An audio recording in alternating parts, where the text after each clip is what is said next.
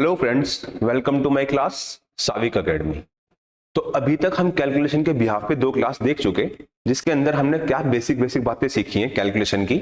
Multiply कैसे करते हैं, स्क्वायर कैसे फास्ट निकालते हैं, क्यूब कैसे फास्ट निकालते हैं, ये सीखा है। क्यूब रूट कैसे निकालते हैं, स्क्वायर रूट कैसे निकालते हैं। ठीक है, ये छोटी छोटी बातें हमने सीख ली हैं।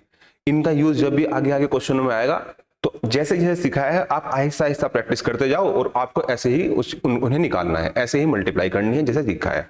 आहिस्ता आहिस्ता हाथ के ऊपर वो चढ़ जाएंगी वो चीजें, अगर आप उसी तरीके से करोगे जिस तरीके से सिखाया गया है।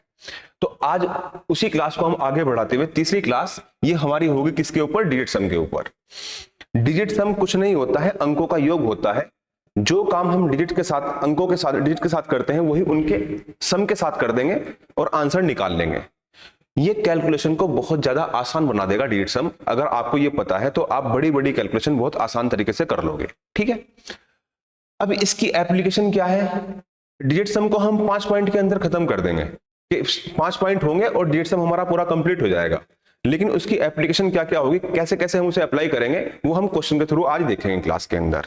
तो पहले आपको सीखने होंगे वो 5 पॉइंट जिनके थ्रू ये हमारा डिजिट सम पूरा कंप्लीट हो जाएगा। अब 5 पॉइंट में पहला पॉइंट क्या कहता है, स्टार्ट करते हैं क्लास को। देखो, पहले समझो कि डिजिट सम होता क्या है। डिजिट सम होता क्या है, डीएस होता क्या है कि हाँ भाई कैलकुलेशन आएगी, कहीं भी गुना, भाग, मल्टीप्लाई, डिवाइड कुछ भी आएगा तो मैं वहां पे वो ना करके डिजिट सम लगा दूंगा और आंसर अपना बता दूंगा। ठीक है, अब देखो डिजिट सम को समझो। पहला पॉइंट मैं बात कर रहा हूं किसकी? एडिशन की। First point addition. अब एडिशन क्या, मैंने लिख दिया एक नंबर 135। मैंने कहा जी बताओ इसका डिजिट सम क्या होगा, इसके अंकों का योग क्या होगा? तो आपने कहा जी 5, 3, 8 और 1 9, इसके अंकों का योग क्या होगा? 9 होगा। मैंने एक संख्या लिख दी 13235। मैंने कहा जी इसके अंकों का योग क्या होगा? तो आपने कहा 5, 3, 8, 2, 10, 3, 13 और 1 14। लेकिन ये अंकों का योग नहीं है, तो योग तो हो गया लेकिन डिजिट सम का मतलब ये होता है कि हाँ इसे सिंगल फॉर्म में ले आओ, एक डिजिट में ले आओ। तो 4 और 1 5। तो मैं कहूंगा जी इसके अंकों का योग क्या होगा, ओरिजिनल डीएस क्या होगा? तो आप कहोगे जी ये होगा 5। क्या होगा? 5। एक तरीका तो ये, आप अंकों को जोड़ते जाओ तब तक जोड़ते जाओ जब तक वो सिंगल फॉर्म में ना आ जाए। सिंगल फॉर्म में आते ही आप कहोगे यही इसका क्या होगा? डिजिट सम होगा। पर इसे निकालने का एक तरीका और भी है कि मैंने लिख दिया, मैंने कहा जी 34। मैंने कहा जी अंकों का योग कितना होगा? तो एक तरीका तो वो कि हाँ 4 और 3 7 आपने जोड़ लिया। एक तरीका ये भी होता है इसका कि हाँ 9 से डिवाइड करके रिमाइंडर देख लो, 9 से डिवाइड करके रिमाइंडर देख लो, शेषफल देख लो कितना बचा है। तो आपने कहा 9 तिया 27, 27 और 34 लिखा हुआ है, तो आपने कहा शेष बचा है कितना? 7। वही क्या होगा? इसका डिजिट सम होगा। तो एक तरीका जोड़ के सिंगल फॉर्म में ले आओ, डिजिट सम पाओ। दूसरा तरीका कि आप डिवाइड कर दो 9 से, डिवाइड करने के बाद जो रिमाइंडर बचेगा, जो शेषफल बचेगा वही क्या होगा? डीएस होगा। वही क्या होगा? डिजिट सम होगा। 2 तरीके हो गए। इसका एक तरीका और है जिसे हम अप्लाई करेंगे, वो तरीका होगा ये। 2 तरीके तो ये हो गए, लेकिन इन्हें इस तरह ना निकाल के आप निकाल लोगे कैसे? आप ऐसे निकालना जैसे अभी हम सीख रहे हैं। देखो मैंने लिखा, यही लिखा 34। तो आपने कहा जी 3 और 4 और 3 7। मैंने लिखा, ध्यान से देखना, मैंने लिखा 1 + 9 या 19 लिखा। मैंने लिखा 19। मैंने कहा जी डिजिट सम बताओ। तो आपने कहा जी 9 और 1 10 और 1 + 0 1। तो अगर मैं 9 को काउंट ना करूं, डिजिट सम कितना आया? 1। मैंने लिखा जी 29 लिखा। कितना लिखा? 29। तो आपने कहा 9 और 2 11 और 1 और 1 2। डिजिट सम कितना आया? 2। पर अगर मैं 9 को काउंट ना करूं तो आप कहोगे जी डिजिट सम वही होगा जो यहां लिखा होगा। यानी कि इससे हमें इसमें आ रहा है कि जिस तरह मैंने लिखा 39, तो 9 और 3 12, 12 2 और 1 3। तो अगर मैं 9 को काउंट ना करूं तो यही डिजिट सम है, यही डिजिट सम है। तो इस बात से हमने ये निष्कर्ष निकाला कि जब भी मैं ऐड करने की बात करूंगा डिजिट सम निकाल लूंगा। एडिशन में जब भी मैं ऐड करने की बात करूंगा, डिजिट सम निकाल लूंगा, तो 9 को काउंट नहीं करूंगा या फिर 9 को 0 मान लूंगा। या 9 को आप क्या मान लोगे? 0 मान लो कि 9 है ही नहीं। 9 है ही नहीं, क्योंकि 9 के आने से डिजिट सम के ऊपर कोई इफेक्ट नहीं पड़ रहा। कि अगर मैं 9 को काउंट ना ही करूं तो 1 1 वही डिजिट सम है। तो एडिशन में आपको कुछ नहीं करना, आपको 9 को काउंट करना ही नहीं है। एडिशन में आपको कुछ नहीं करना, 9 को काउंट करना ही नहीं है। 9 को काउंट, 9 जहां जहां 9 मिलेगा उसे काटते जाओ, जहां जहां 9 मिलेगा उसे काटते जाओ, जो बचेगा वही डिजिट सम, जो बचेगा वही डिजिट सम। नेक्स्ट पे आओ, देखो मैंने लिखा 3 7 2 4 5 2। मैंने कहा जी डिजिट सम बताओ कि डीएस कितना होगा। तो आपने कहा जी डिजिट सम, एक तो तरीका वो कि हाँ मैं इन्हें जोड़ लूं, जोड़ने के बाद जो संख्या आएगी वो क्या हो गया ये,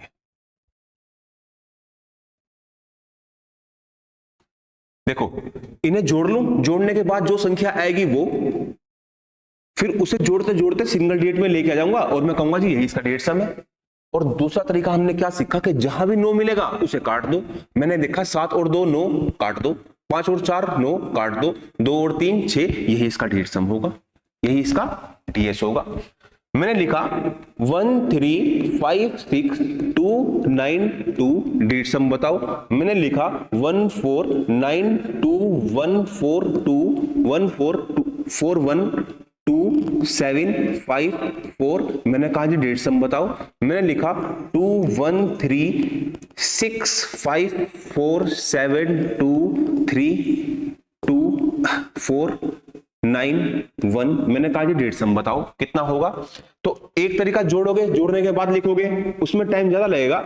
जहां जहां 9 मिलेगा काट दो, 9 6 और 3 9, 5 6 7 8 9, आपने कहा जी इसका डिजिट सम 1 होगा। 9 काट दिया मैंने, 4 4 8 और 1 9 काट दिया मैंने, 7 और 2 9 काट दिया मैंने, 5 और 4 9 काट दिया मैंने। तो 1 2 3 4 और 1 5, इसका डिजिट सम कितना होगा? 5 होगा। इसका डिजिट सम कितना होगा? 5। अंकों का योग कितना आएगा? 5 आएगा। 6 और 3 9, 5 और 4 9, 7 और 2 9, 3 2 5 4 9 काट दिया मैंने, 9 काट दिया मैंने। तो 2 2 4 और 1 5, इसका डिजिट सम कितना होगा? 5 होगा। तो डिजिट सम कैसे निकालते हैं एडिशन में? ऐसे निकालते हैं कि जहां 9 मिलेगा उसे उड़ाओ, जो बच गया वही डिजिट सम। एडिशन में जहां 9 मिलेगा उसे उड़ाओ, जो बच गया वही क्या होगा? डिजिट सम होगा। तो एक पॉइंट हमारा क्लियर हो गया कि एडिशन में कुछ नहीं करना, एडिशन में हमें क्या करना है? 9 को जहां 9 मिलेगा उसे उड़ाओ, जो बचा वो डिजिट सम। पॉइंट नंबर सेकंड, बात करते हैं किसकी? मल्टीप्लाई की, कि अगर मल्टीप्लाई में आ जाए तब क्या करेंगे।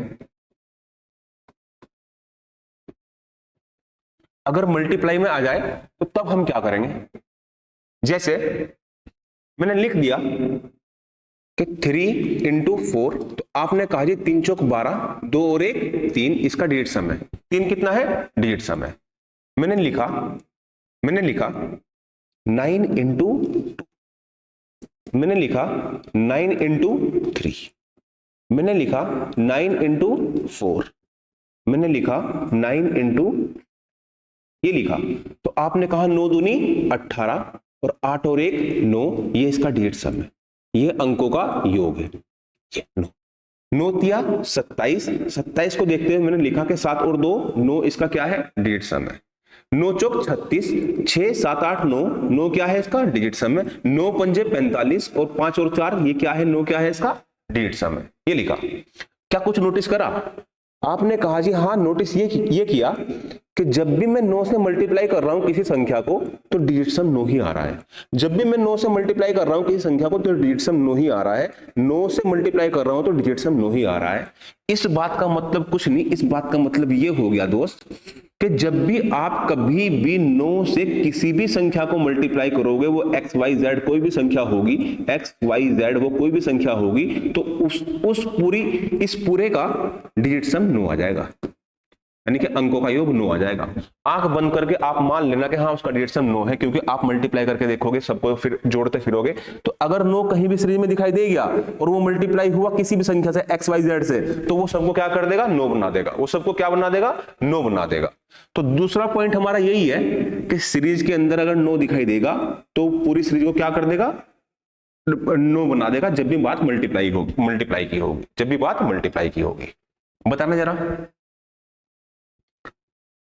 मैंने लिखा 1 8 1 8 इंटू 2 3 4 2 इंटू 921। मैंने कहा जी इसका डिजिट सम क्या होगा, इसका डिजिट सम क्या होगा, तो इसे ऐड करके मल्टीप्लाई करके मत देखना। मैंने देखा जी हाँ 18, 8 और 1 9, 8 और 1 9, 9 9 18, 8 और 1 8 और 1 9। क्या मैं कह सकता हूं ये कुछ नहीं है, ये 9 ही है। 8 और 1 9, 8 और 1 9, 9 9 18, 8 और 1 9। देखो 8 और 1 9, 8 और 1 9, 9 और 9 18, 8 और 1 9। तो मैंने कहा जी कुछ नहीं है, 9 का मल्टीपल ही लिखा हुआ है। अगर ये 9 का मल्टीपल लिखा हुआ है तो इसका डिजिट सम क्या होगा, 9 होगा। अगर 9 होगा तो आगे चेक मत करो, तो मैं कहूंगा जी इसका डिजिट सम 9 होगा। इसका डिजिट सम क्या होगा, 9 होगा। समझो एक बार और, जैसे मैंने लिखा 36 इंटू 34 इंटू 43 इंटू 23 इंटू 84। मैंने कहा जी इसका डिजिट सम बताओ, इसका डिजिट सम बताओ। तो आपने कहा जी सब कुछ मल्टीप्लाई में लिखा हुआ है, सब कुछ मल्टीप्लाई में लिखा हुआ है। तो मैंने देखूंगा कि हाँ इसके अंदर कहीं नो तो नहीं छिपा हुआ है। तो आपने कहा जी हाँ दिख गया मुझे, पहला ही अक्षर 9 का मल्टीपल है 36, 9 चौक 36 और 6 और 3 9। तो मैंने कहा जी पहला ही ये 9 मिल गया, आगे चेक मत करो क्योंकि सब मल्टीप्लाई में लिखे हुए हैं। और पूरी सीरीज के अंदर अगर एक भी बंदा 9 मिल गया तो आप कहोगे पूरी सीरीज का आंसर तो कुछ भी आएगा, आंसर कुछ भी आएगा नहीं पता, लेकिन हाँ मुझे ये बात चल गई पता कि इसका डिजिट सम 9 होगा, इसके अंकों का योग कितना होगा, 9 होगा। जब आप इसे सॉल्व करके बैठोगे तो अंकों का योग, जो आंसर आएगा उसके अंकों का योग कितना आएगा, 9 आएगा। ठीक है, तो दूसरा पॉइंट हमारा यही था, पूरी सीरीज के अंदर कहीं भी 9 मिल गया तो सबको क्या बना देगा, 9 बना देगा, अगर बात मल्टीप्लाई की। थर्ड पॉइंट पे आओ, थर्ड पॉइंट पे आओ। जैसे मैंने लिखा 46% या 4.6%, ये लिखा मैंने। ठीक है, मैंने लिखा 34.6%, ये लिखा मैंने लिखा 24.43789, इसे हटाओ,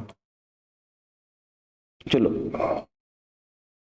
24.1% मैंने ये लिखा। ठीक है,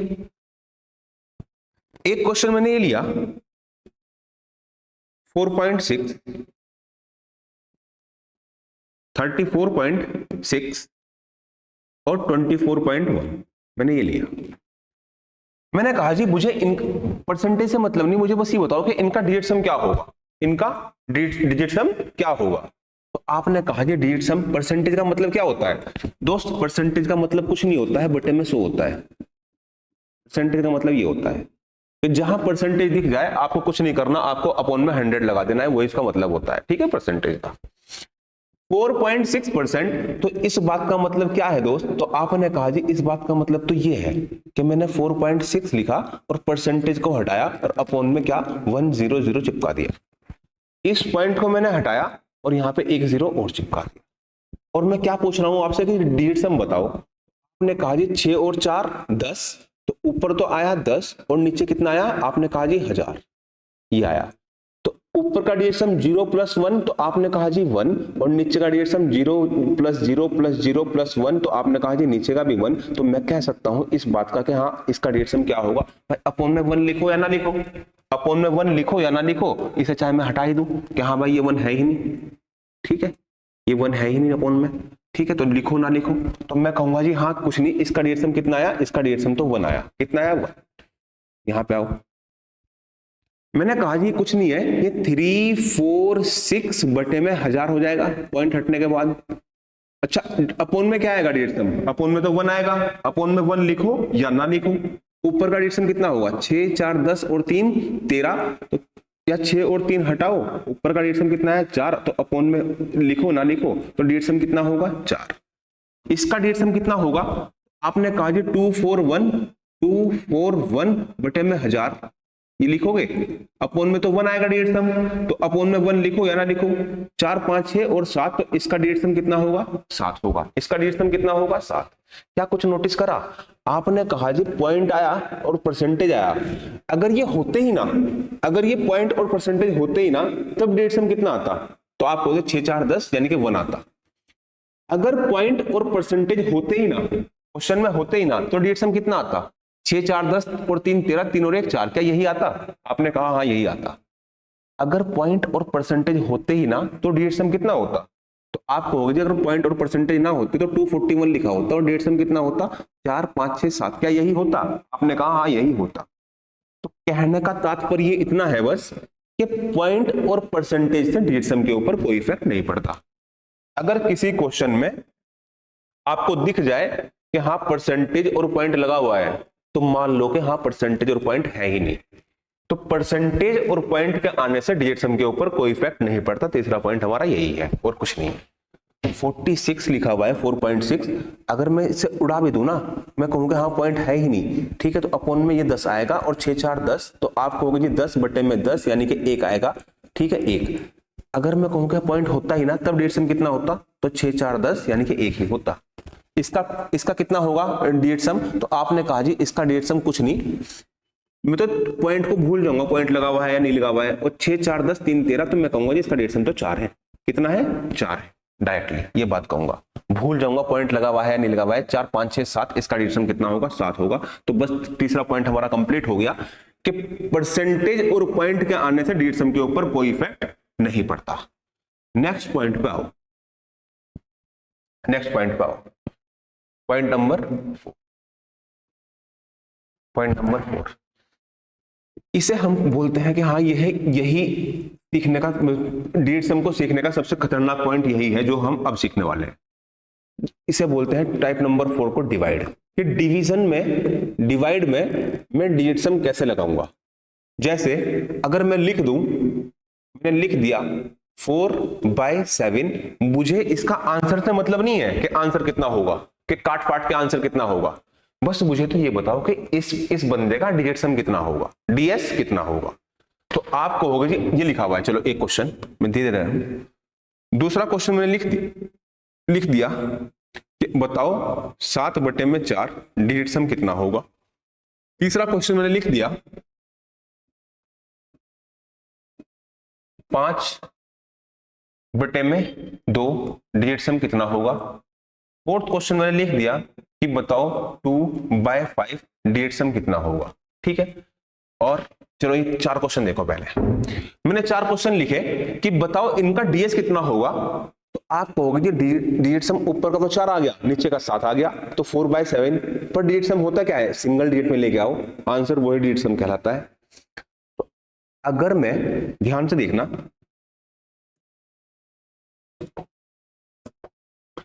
अगर मैं इसके अंदर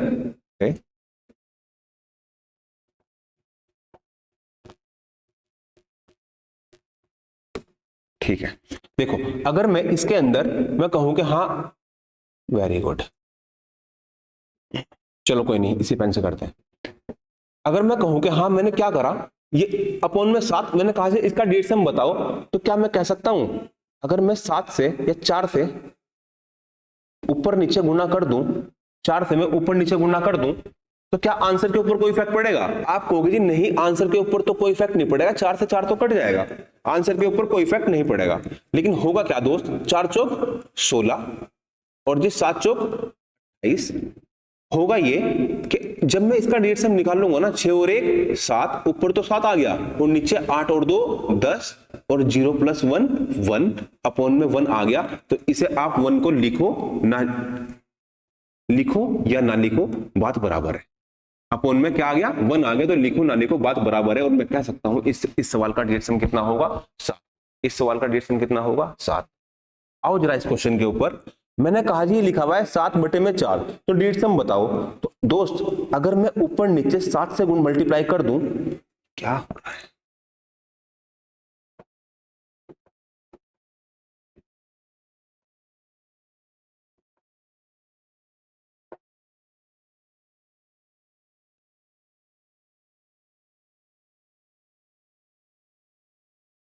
देखो अगर मैं ऊपर नीचे 7 से मल्टीप्लाई कर दूं तो क्या होगा, तो आप कहोगे जी कुछ नहीं होगा, सात सात चौक 28, सत्ती सत्ती 49, ऊपर तो कितना आएगा 49 और नीचे कितना आएगा 28। जैसे ही नीचे 28 आया तो आप कहोगे 8 और 2 10, अपोन में तो क्या आ गया 1, तो अपोन में 1 लिखो या ना लिखो बात बराबर। आप कहोगे 9 और 4 13, 3 और 1 4। इस सवाल का उत्तर क्या होगा? आप कहोगे ये 7/4 लिखा था ना, 7/4, इसका डेढ़ सम कितना होगा? 4 होगा।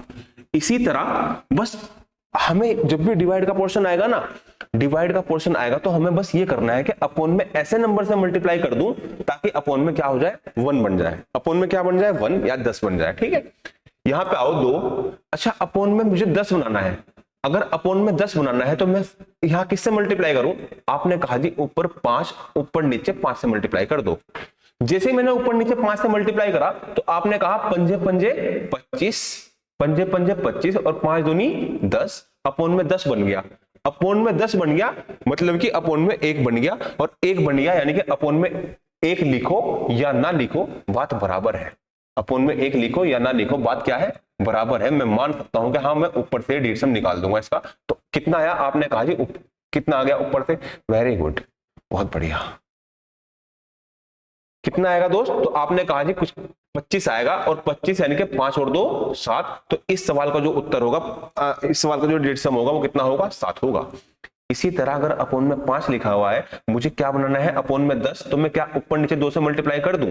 आपने कहा जी कर दो। तो 2 दूनी 4, ऊपर तो 4 आएगा और नीचे 10 बन जाएगा, तो 10 लिखते ही नहीं, तो इसका डेढ़ सम कितना होगा? 4 होगा। इसका डेढ़ सम कितना होगा? 4 होगा। एक 5वां क्वेश्चन और देखो आप, कि अगर मैंने लिख दिया, मैंने कहा जी मुझे तो बताओ 21/8, मैंने कहा जी डेढ़ सम कितना होगा, ये बताओ।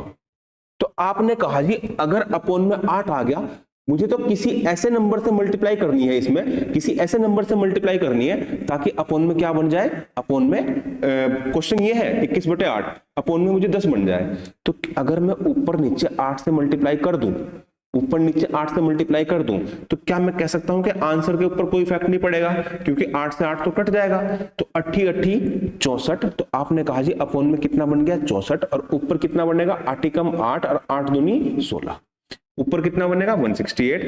64 को देखते हुए मैं कह सकता हूं अपोन में क्या बन गया? 6 और 4 10, अपोन में 10 बन गया, यानी कि 1 बन गया।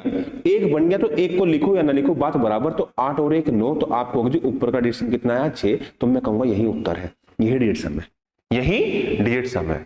तो इन 4-5 क्वेश्चनों से हमने कुछ नहीं सीखा सिवाय इसके, बस ये सीखा है कि कभी भी डिवाइड में अगर अपोन में 4 आ जाए तो आपको क्या करना है? आपको 7 से मल्टीप्लाई कर देनी है ऊपर नीचे। और अगर 4 आ जाए, अब वो 7 आ जाए अपोन में, तो 7 से मल्टीप्लाई कर दो। दूसरा पॉइंट हमने ये सीखा कि अगर अपोन में 5 आ जाए तो 2 से मल्टीप्लाई कर दो, और 2 आ जाए तो 5 से मल्टीप्लाई कर दो। अगर अपोन में 8 आ जाए तो 8 से ही मल्टीप्लाई कर दो।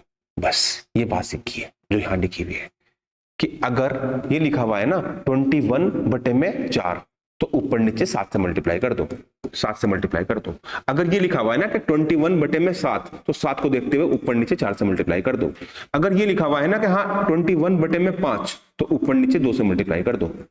ठीक है ये। अगर ये लिखा हुआ है ना कि 21/2, तो आप ऊपर नीचे 5 से मल्टीप्लाई कर दो, 5 से मल्टीप्लाई कर दो। यही क्या होगा? इससे क्या होगा कि अपोन में 10 बन जाएगा। तो आपको थर्ड पॉइंट में कुछ नहीं, फोर्थ पॉइंट में कुछ नहीं, बस ये वाली बात याद रखनी है जो यहां लिखी हुई है, कि अगर अपोन में 7 होगा तो 4 से मल्टीप्लाई कर दो, 4 होगा तो 7 से मल्टीप्लाई कर दो। अगर अपोन में 2 होगा तो 5 से मल्टीप्लाई कर दो, 5 होगा तो 2 से मल्टीप्लाई कर दो। अगर अपोन में 8 होगा तो 8 से मल्टीप्लाई कर दो। ठीक, डिवाइड का काम खत्म। अब आप कहोगे जी डिवाइड में हो सकता है अपोन में 3 आ जाए, अपोन में 6 आ जाए, अपोन में 9 आ जाए। ठीक है, अपोन में अगर 4 आएगा, 7 आएगा, 2 आएगा, 5 आएगा, 8 आएगा, तो हमने सीख लिया क्या करना है अपोन में। पर अगर अपोन में 3 आ गया, 6 आ गया, 9 आ गया, तब क्या करना है? तो आपने कहा जी तब इसके अंदर जब भी आएगा ना, तो वहां पे डिजिट सम नहीं लगाना, वहां पे डिजिट सम नहीं लगाना। करना क्या है? जब अपोन में 3, 6, 9 आएगा, करना क्या है वो मैं क्वेश्चन के थ्रू सिखाऊंगा उस केस में क्या करना है। लेकिन जब भी आएगा तो आप वहां पे डिजिट सम अप्लाई नहीं करना, क्योंकि 3, 6 और 9 के साथ कोई भी ऐसी संख्या है ही नहीं कि मैं मल्टीप्लाई करूं और वो 1 दे दे। 3 के साथ 1 की गुणा करोगे 3 आएगा, 2 की करोगे तो 6 आएगा, 3 की करोगे 9 आएगा, 4 की करोगे तो 12, 2 और 1 3, फिर 3 आएगा। तो 3 6 9 के साथ कोई एक भी संख्या ऐसी नहीं है जो मल्टीप्लाई करो और वो क्या दे रहे, 1। तो इसलिए जब भी अपन में 3 6 और 9 आएगा तो वहां पे डिजिट सम अप्लाई मत करना, पहले इन्हें काट लेना ऊपर नीचे, उसके बाद डिजिट सम अप्लाई करना। मैं यह बात क्या कह रहा हूं क्वेश्चन के थ्रू बताऊंगा, अभी आगे क्वेश्चन लिया हुआ है मैंने, ठीक है। पॉइंट नंबर नेक्स्ट पे आओ, पॉइंट नंबर 5 और लास्ट पॉइंट हमारा, इसके बाद डिजिट सम हमारा खत्म हो जाएगा और हम सीखेंगे कि हाँ इसे अप्लाई कैसे करते हैं, वो थोड़ा सिखाऊंगा मैं आपको। पॉइंट नंबर 5, जैसे मैंने लिखा 93 माइनस 98, ये लिखा, मैंने कहा जी बताओ आंसर नहीं डिजिट सम कितना होगा। तो आपने कहा जी जब हम ऐड करते हैं तो इसका डिजिट सम 9 को काउंट नहीं करेंगे, 9 को काउंट नहीं करेंगे। तो मैं कहूंगा जी ये तो हो गया, यहां से तो निकल गया कितना आया 3, यहां से निकल गया कितना आया 8, और मैं कहूंगा जी डिजिट सम कितना आ गया, आपने कहा जी माइनस का 5। क्या कभी ऐसा हो सकता है कि आपने किसी अंकों के योग को जोड़ा और जोड़ने के बाद वो वैल्यू माइनस में आ जाए? आपने कहा जी नहीं ऐसा नहीं हो सकता, वैल्यू तो पॉजिटिव ही आएगी। तो डिजिट सम ये नहीं होगा, इसका ओरिजिनल डिजिट सम जो होगा ना, कि ओरिजिनल डिजिट सम जो होगा ना, वो आपको क्या करना है, 9 में से 5 घटा के लिखना है। तो मैं लिखूंगा 9 माइनस के 5, यानी कि ओरिजिनल डिजिट सम 4 आएगा। तो इसका डिजिट सम कितना होगा, 4।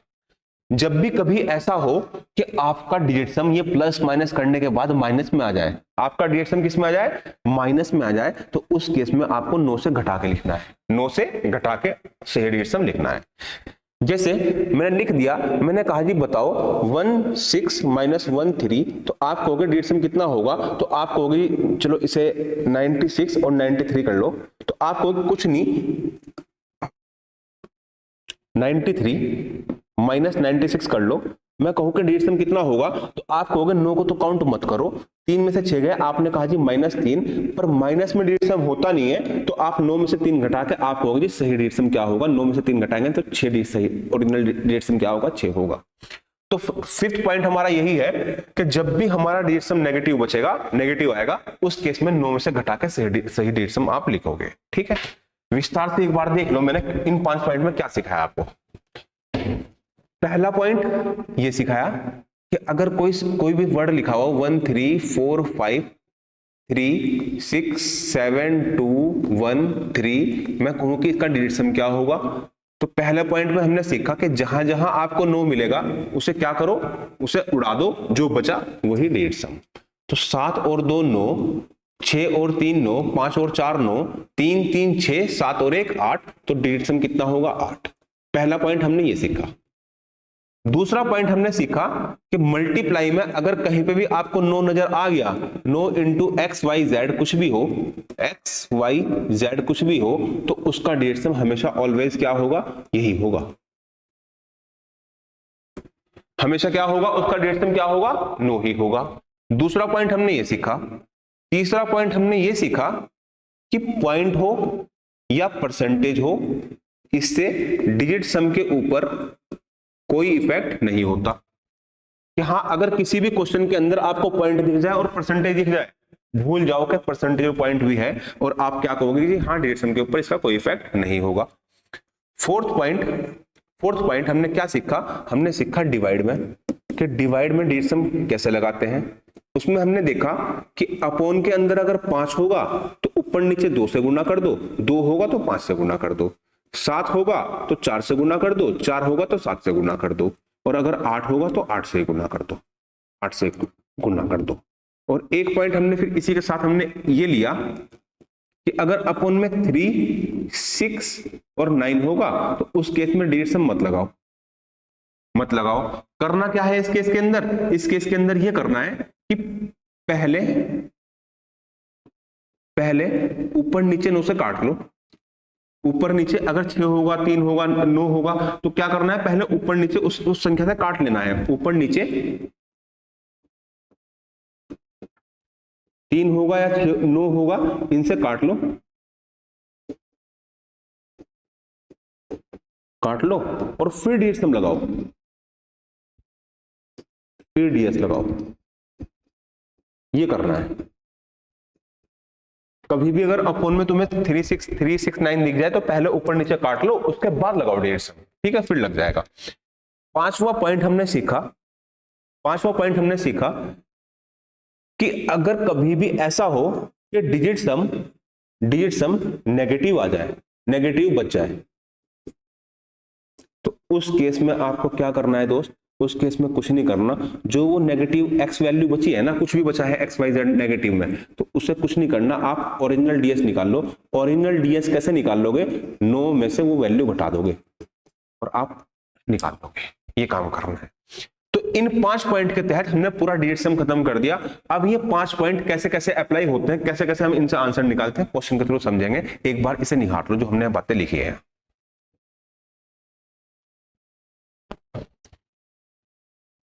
हटाओ इसे। एक नोट करके एक बात और लिखो,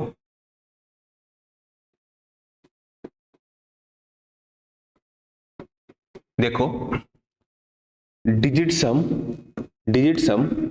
कभी भी अप्रोक्सीमेशन में लागू नहीं होगा। अप्रोक्सीमेशन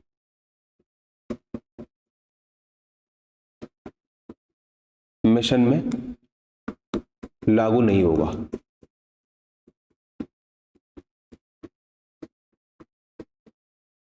डिजिट सम कभी भी अप्रोक्सीमेट में लागू नहीं होगा।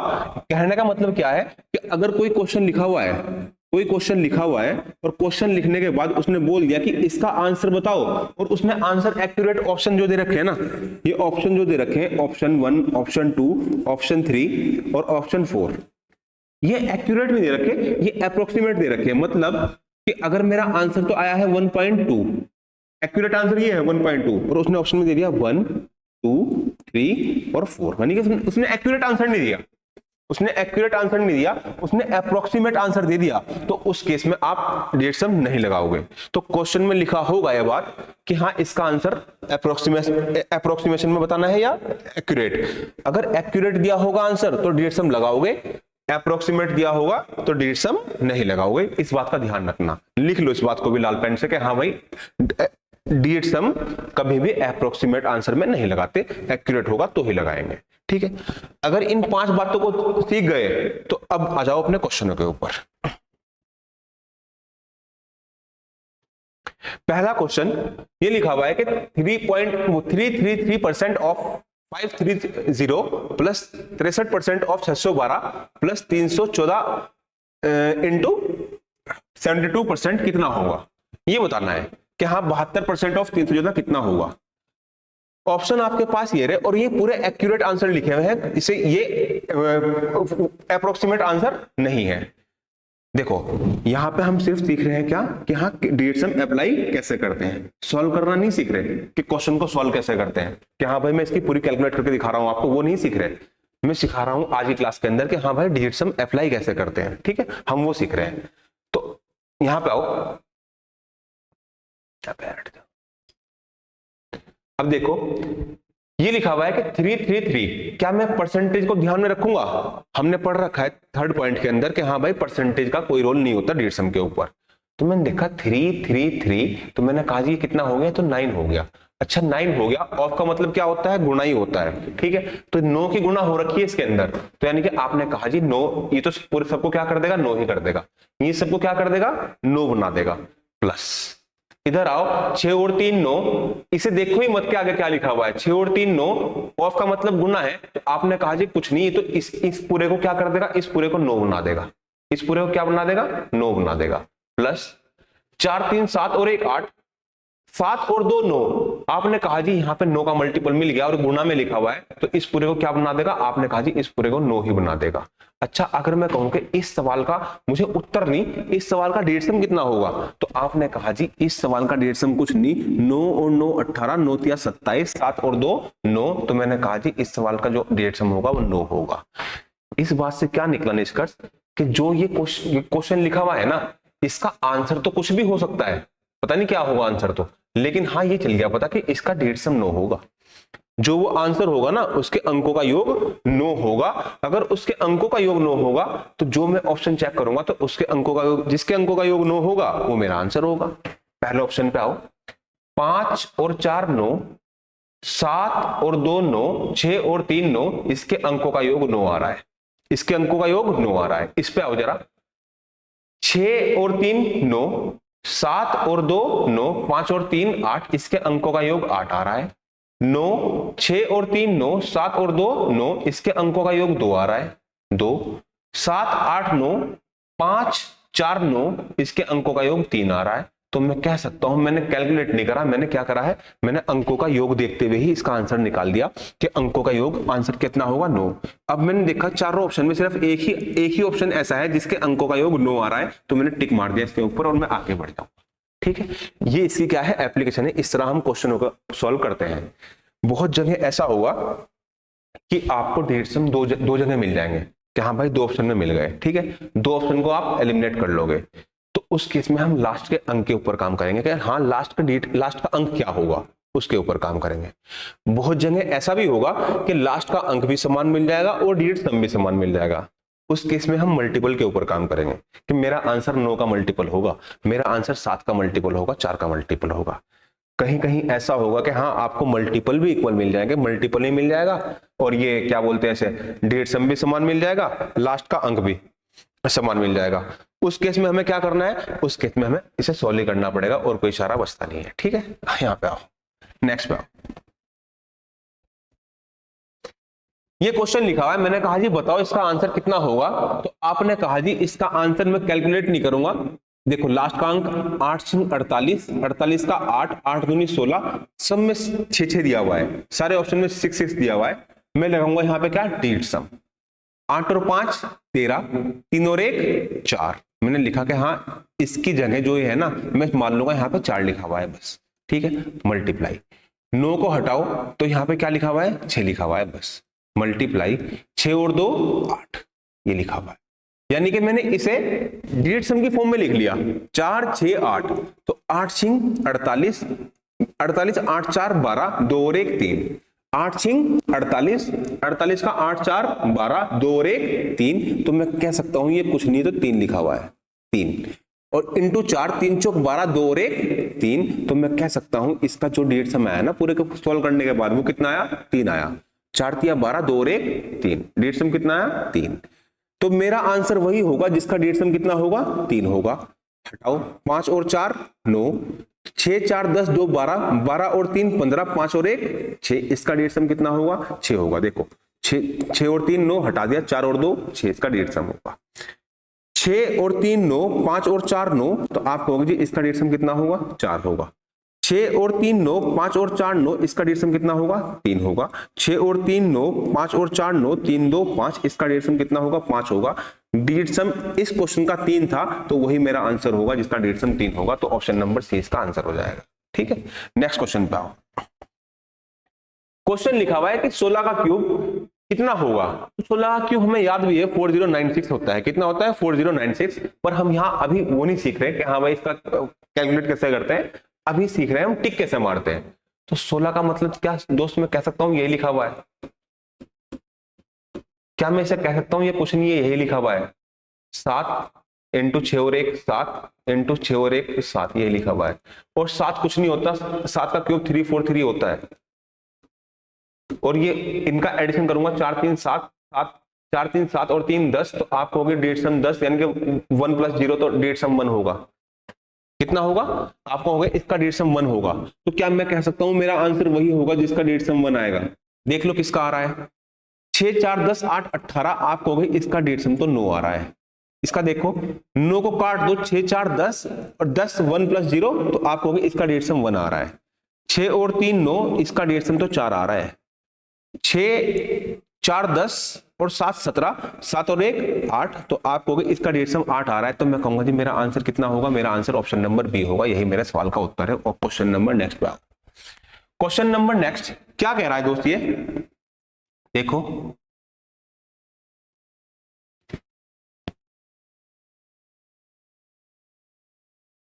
ये लिखा हुआ है कि हाँ 1777 - 234911345, बताओ इसका आंसर क्या होगा। कैलकुलेट नहीं करना है, हम बात कर रहे हैं डेट सम की, तो बताओ डेट सम कितना होगा। तो 7 14 21 और 1 22, 22 का 2 और 2 4, तो यहाँ पे इसे भूल जाओ, ये लिखा हुआ है, मैं तो कहूंगा जी हाँ 4 लिखा हुआ है। ठीक है, माइनस 9 को हटाओ, 4 3 7 2 9, तो मैंने लिखा यहाँ पे 9 लिखा हुआ है। ठीक है, अच्छा जब प्लस और माइनस की बात करते हैं वहां पे 9 को काउंट नहीं करते। जब प्लस और माइनस की बात करते हैं तो 9 को काउंट नहीं करते। यहां पे आओ, 5 और 4 9, 3 और 1 4, माइनस और प्लस का आप कहोगे 6 और 3 9, 5 2 7, ये लिखा। तो मैंने कहा डिजिट सम कितना होगा, प्लस और माइनस में 9 को काउंट नहीं करते, तो माइनस के 4 से प्लस का 4 कट जाएगा, 9 को काउंट करेंगे ही नहीं, तो मैं कहूंगा जी इसका डिजिट सम कुछ नहीं है, यहाँ पे 7 लिखा हुआ है। यहाँ पे क्या लिखा हुआ है, 7। यानी कि इसे कैलकुलेट करने के बाद जो मेरा आंसर आएगा उसका डिजिट सम कितना होगा, 7 होगा। कितना होगा, 7।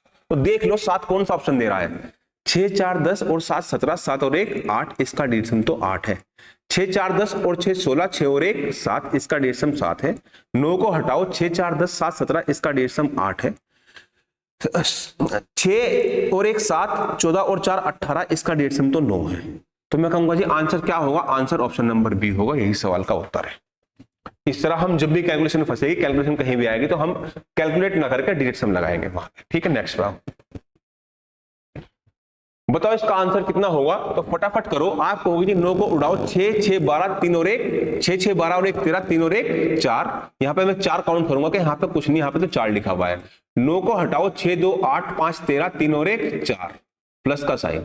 ठीक है, 8 और 5 13, 3 और 1 4, प्लस का साइन। 8 2 10 और 4 14, यानी कि 4 और 1 5, माइनस के 4 से प्लस का 4 कट गया, तो 5 और 4 9। मेरा आंसर वही होगा जिसका डिजिट सम क्या होगा, 9 होगा। आ जाओ, 9 को हटाया, 6 4 10 और 1 11, तो मैं कहूंगा जी इसका डिजिट सम तो 2 है। 8 4 12, 12 और 6 18, 18 और 8 आपने कहा जी 26, 6 और 2 8, इसका डिजिट सम तो 8 है। 9 को हटाओ, 8 6 14 और 4 18, इसका डिजिट सम 9 है। 5 और 4 9 9, इसका डिजिट सम 6 है। ऑप्शन नंबर सी मेरे सवाल का उत्तर होगा। ऑप्शन नंबर सी क्या होगा, मेरे सवाल का उत्तर होगा। क्वेश्चन नंबर नेक्स्ट पे आओ, बताओ इसका आंसर क्या होगा, निकाल लो फटाफट इसका आंसर।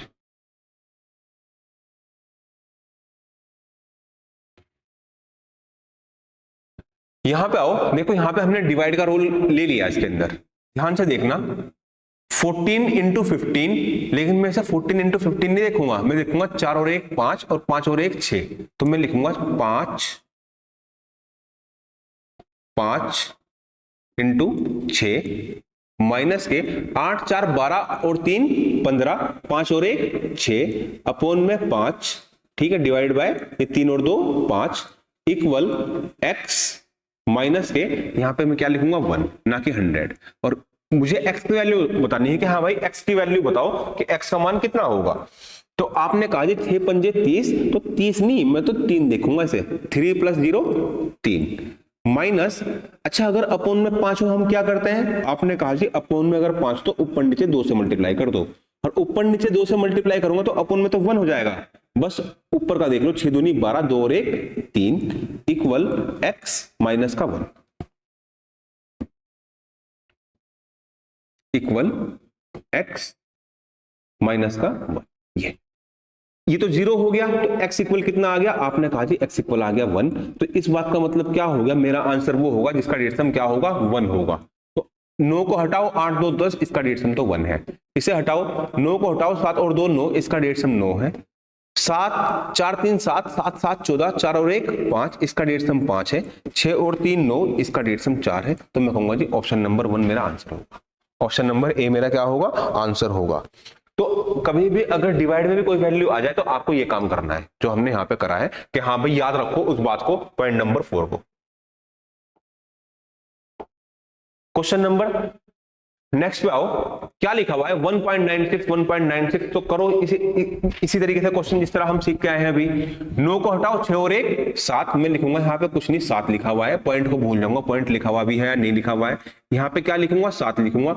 9 को हटाओगे, 6 और 1 7, प्लस 4 और 1 5, इंटू 4 और 1 5, माइनस 8 और 2 10, यानी कि 1 लिखूंगा, इंटू 9 को हटाऊंगा, 6 और 1 7 लिखूंगा। और मैं कहूंगा जी मेरा क्वेश्चन ये ना हो गया, मेरा क्वेश्चन तो ये रह गया। मेरा क्वेश्चन क्या है, ये है 37 49 49, 4 और 9 लिखूंगा। 9 को हटा दूंगा तो मैं कहूंगा जी यहाँ कुछ नहीं है, यहाँ तो 4 लिखा हुआ है। 49 को 9 हट जाएगा तो 4, प्लस पंजे पंजे 25 25, यानी कि 5 और 2 7, यानी कि 7 लिखा हुआ है। पंजे पंजे 25, 5 और 2 7, माइनस 7, तो क्या मैं कह सकता हूं ये 7 से 7 कट गया और डेढ़ सम कितना होगा 4, डेढ़ सम कितना होगा 4। और इस क्वेश्चन का आंसर कुछ भी हो लेकिन उसका डीएस कितना होगा 4, तो मेरा आंसर वही होगा जो डेढ़ सम कितना दे देगा 4 दे देगा। आ जाओ देख लो किसका है। तो 6 4 10, 10 और 4 14 और 7 21, तो मैं कहूंगा जी इसका डेढ़ सम तो 3 है। यहां पे आओ 8 4 12 और 4 16 और 6 22, 2 और 2 4, तो मैं कहूंगा जी इसका डेढ़ सम कितना है 4। 6 9 को हटाओ, 6 4 10 और 4 14, 4 और 1 5, 6 8 2 10 और 6 16 और 2 18, इसका डेढ़ सम कितना है 9। तो ऑप्शन नंबर बी इस सवाल का उत्तर होगा। ऑप्शन नंबर बी इस सवाल का क्या होगा आंसर होगा। नेक्स्ट क्वेश्चन पे आओ। 31% ऑफ 260, मुझे बताना है कि हाँ भाई एक्स की वैल्यू बताओ कि एक्स की वैल्यू क्या होगी अगर इसका मान ये है कि 31% ऑफ 260 इंटू एक्स इक्वल क्या होगा 12896। तो बताओ एक्स की वैल्यू कितनी होगी। तो परसेंटेज को भूल जाऊंगा, गुना परसेंटेज को मैं भूल जाऊंगा, पॉइंटों को भूल जाऊंगा। 3 और 1 4 इंटू 6 और 2 8, और यही बाहर क्या लिखा हुआ है एक्स। एक्स इक्वल 9 को हटाऊंगा, 6 और 3 9 हटाऊंगा इक्वल 8, 8 चौक 32।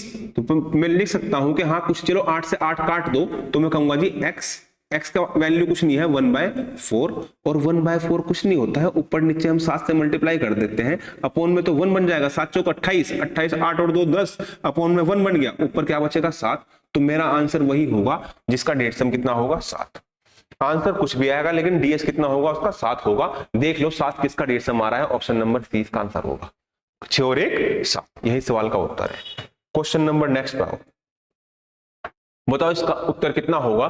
तो इसका उत्तर कुछ नहीं, 8 और 8 16, 6 और 1 7। मैंने लिख लिया कि ये कुछ नहीं है, 7 लिखा हुआ है। ऑफ का मतलब इनटू होता है, 7 और 3 10, 10 का मतलब 1 होता है, लिखो ना लिखो बात बराबर है। यहां पे आओ 4 और 2 6 इंटू 2 और 1 3 और माइनस का x इक्वल माइनस का x इक्वल 8 और 1 9 कट जाएगा तो इक्वल 1, इक्वल कितना होगा 1। तो 7 और 6 तिया 18, अच्छा 18, 8 और 1 9, प्लस में प्लस और माइनस में 9 को काउंट नहीं करते, तो 6 तिया 18, 8 और 1 9, इसे हम हटा देंगे, जीरो मान लेंगे, ठीक है। 7 और 1 7 कम 7, यानी कि 7 प्लस यहां पे 9 आएगा, 6 तिया 18 9, लेकिन प्लस और माइनस में हम 9 को काउंट नहीं करते, जीरो मान लेते हैं, ठीक है। माइनस का x इक्वल 1, और मैं कह सकता हूं कि माइनस का x उधर जाएगा 1 इधर आएगा, तो x की वैल्यू कितनी होगी, आपने कहा जी कुछ नहीं तो 6 होगी। तो मेरा आंसर क्या होगा, मेरा आंसर वो होगा जो ऑप्शन मुझे क्या दे देगा 6 दे देगा। आ जाओ 6 5 11 12 13 3 और 1 4, 8 5 13 14 15 5 और 1 6, 8 2 10 6 16 6 और 1 7, 8 5 13 14 15 16 6 और 1 7। तो ऑप्शन नंबर क्या होगा, ऑप्शन नंबर 20 सवाल का उत्तर होगा। ऑप्शन नंबर 20 सवाल क्या होगा, आंसर होगा, यही मेरे सवाल का उत्तर है। नेक्स्ट पे आओ। ये लिखा हुआ है 79% of 320 83% of 450 minus x equal 600। फटाफट करते हैं सवाल को, ट्राई करो एक बार।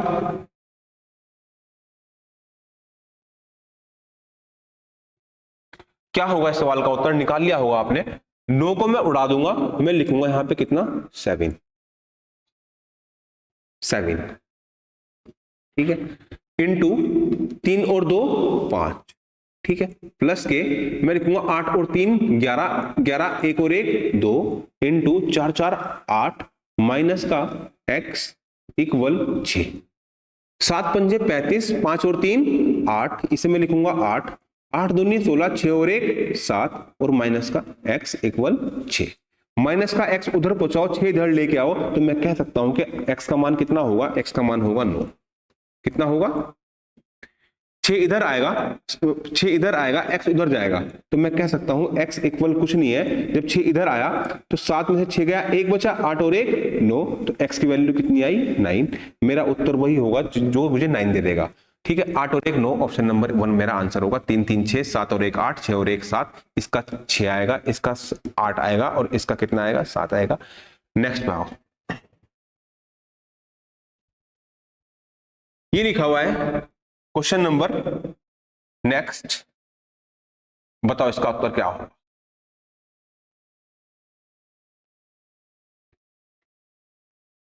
6 और 1 7, 7 इंटू 6 प्लस कहाँ गया 7 इंटू 6 इंटू 9। अच्छा इस 9 को देखते हुए देखो, मैंने पूरी सीरीज देखी, पूरी सीरीज किसमें लिखी हुई है, मल्टीप्लाई में लिखी हुई है, पूरी सीरीज किसके अंदर लिखी हुई है, मल्टीप्लाई के अंदर लिखी हुई है। और मल्टीप्लाई के अंदर एक मुझे नंबर चमक गया कि हाँ 9 लिखा हुआ है। क्या लिखा हुआ है 9।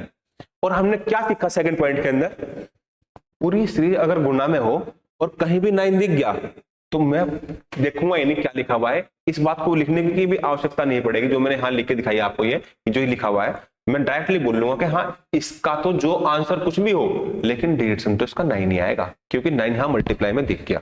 जो उत्तर 9 देगा वही मेरा आंसर होगा। 8 और 1 9, 4 3 7 और 2 9, इसका डिविजन कितना आ गया 9 आ गया। 8 और 1 9, 2 2 इसे हटाओ, 2 2 4 और 3 7, आपने कहा जी इसका डिविजन तो 7 है।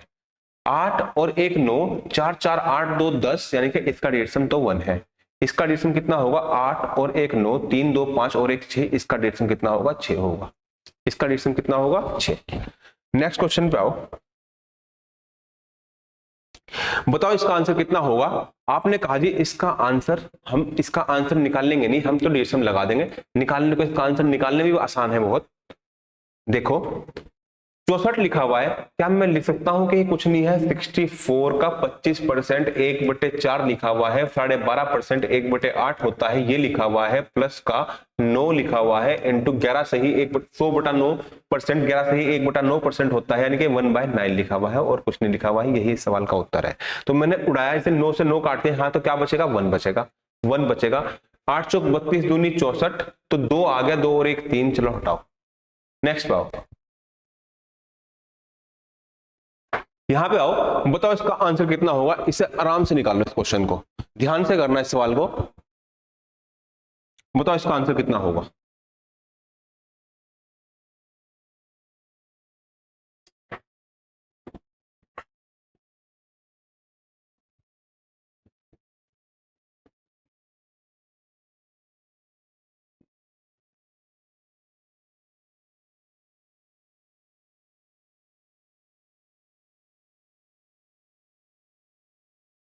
देखो ध्यान से देखो, अब आपने कहा जी कोई वैल्यू लिखी हुई है और अपॉन में क्या लिखा हुआ है 3369, तो मैंने कहा जी बताओ इसका आंसर कितना होगा।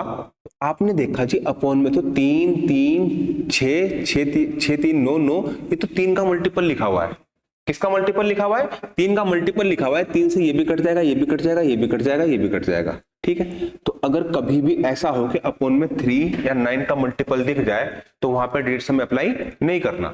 करना क्या होता है वो हमने सीखा अभी, कि जहां भी हमें 3 का जब ही दिख जाएगा ना तो पहले ऊपर नीचे काट लो, उसके बाद अपना डिविजन लगाओ।